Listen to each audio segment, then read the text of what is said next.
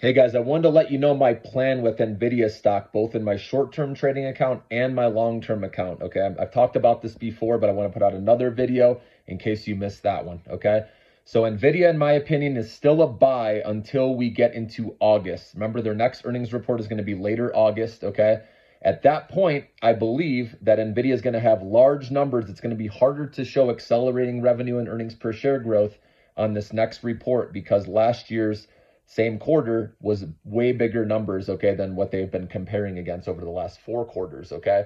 So I believe that would provide a dip for NVIDIA stock, possibly. We know they're getting into many other areas of business, so by then they could have huge numbers again. You never know with NVIDIA. Again, it's hard to bet against them. But in my short-term trading account, I will be taking some profits with NVIDIA in August, just so you know. My long-term account, I'm letting that ride, obviously, okay? But short-term, I'm going to lock in some okay, or some wins with that and secure my profits, okay? And then if the stock dips after the next earnings report, let's say it does show decelerating revenue growth and earnings per share growth, okay? Remember, it's hard to keep that level, right, of 200% or whatever it is each quarter, okay? Especially when you're working off of, like I said, comparing against big numbers from last year.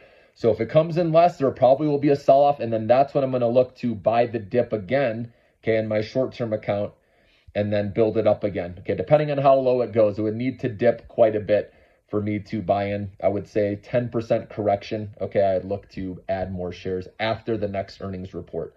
And it all depends. If the stock keeps running up after the stock split, it keeps going higher and higher. The higher it goes into the next earnings, the more I think it's going to fall. Temporarily, let me say that, I do believe NVIDIA is the best company in the world and they're going to get above Microsoft's market cap, okay?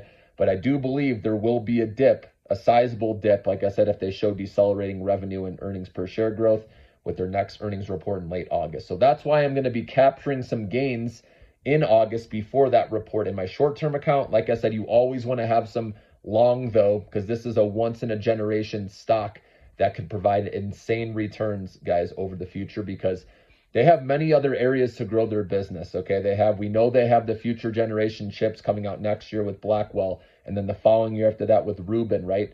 And they're getting into Ethernet switches, and they're getting into, the Omniverse hasn't even gotten going with the digital twins and self-driving. So that's why you always want to hold NVIDIA long, guys, because it can build you wealth. It could be the one stock in history that makes people absolutely rich down the road. So keep holding in your long account. But like I said, if you want to play in your short-term account like I'm doing as well, I will be taking some profits, like I said, in August, and then waiting to see if there's a dip, and then looking to re-enter the game to buy more shares at that point.